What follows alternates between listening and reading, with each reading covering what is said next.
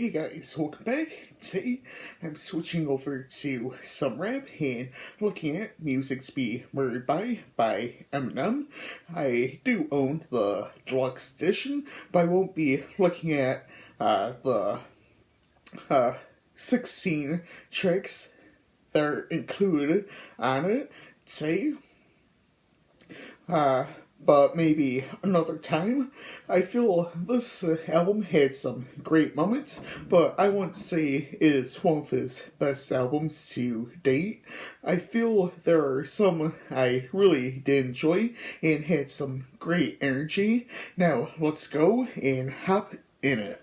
This is his 11th studio album that was released on January 17th, 2020, while the deluxe edition was released 11 months later on December 18th, 2020. As this album has been out for over 2 years at this point, most of you probably already know that album cover, title, and concept is a reference to Alfred Hitchcock and Jeff Alexander's 1958 spoken word album, Alfred Hitchcock Presents Music's Be Murdered By. The album has a runtime of about 1 hour and 4 minutes. It contains 2 singles. They are Darkness and Godzilla featuring Juice WRLD. Features on the standard edition include Young M.A.,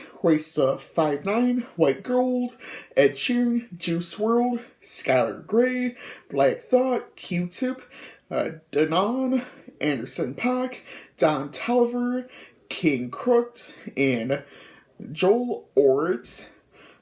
Race to 5'9", he appears 3 times on the standard edition. Let's hop into the tracks. I'm going to start us off with Unaccommodating. The track features Young M.A. I thought this wasn't too horrible as a track. As we get a modern trap type beat. I didn't feel either of them were bad. Don't we all have those kind of nights? This track features Ed Sheeran. I felt Ed sounded odd at first, but I felt it wasn't bad after a few more listens to the track. I find it interesting to hear layered vocals with Ed Sheeran. I find that different from a lot of his solo work or, just his work in general.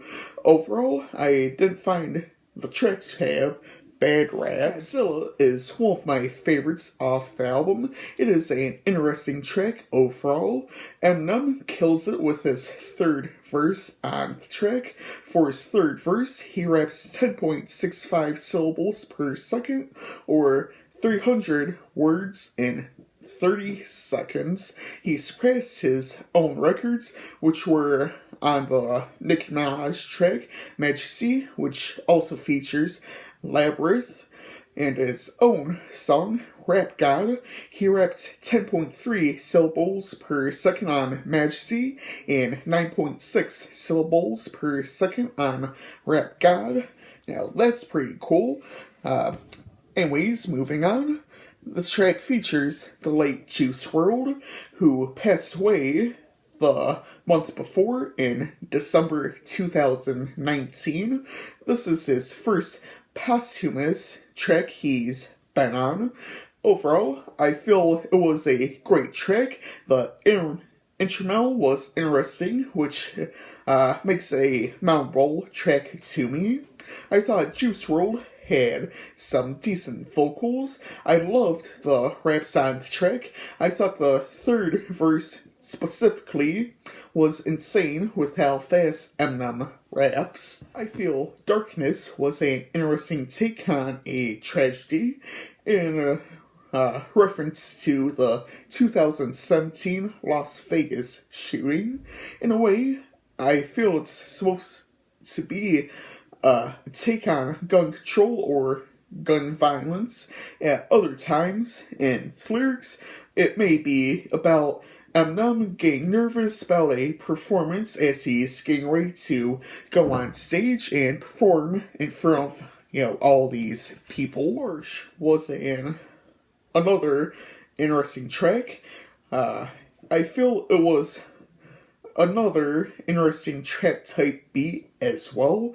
I feel it references some of his older tracks as it seems like another introductory track to himself. I feel Anderson .Paak was interesting on Lock It Up. I feel he did well on the track overall. I didn't feel this was one of the best tracks on the album, probably because of some of the lyric choices, but it was a decent track in its own way. I feel the album probably could have ended with Farewell, but it doesn't. I find it interesting that we get some singing from Eminem on this track, which honestly isn't too bad.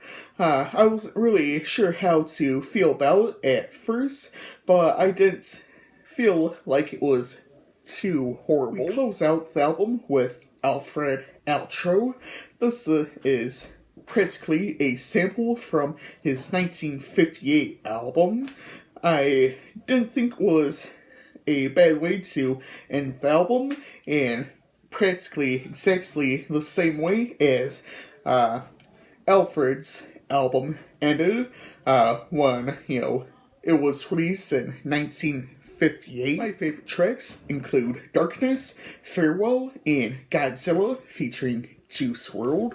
Today, I'll be giving this album a 3.5 out of 5. It wasn't a bad album overall, but I feel there were little things about it I didn't feel were great overall. I hope y'all enjoyed this video. Feel free to leave your thoughts down below in the comments. Next week, I'll be looking at the best of Billy Ray Cyrus, cover to cover by Billy Ray Cyrus. And on Saturday, I'll try to look at Harry Styles by Harry Styles.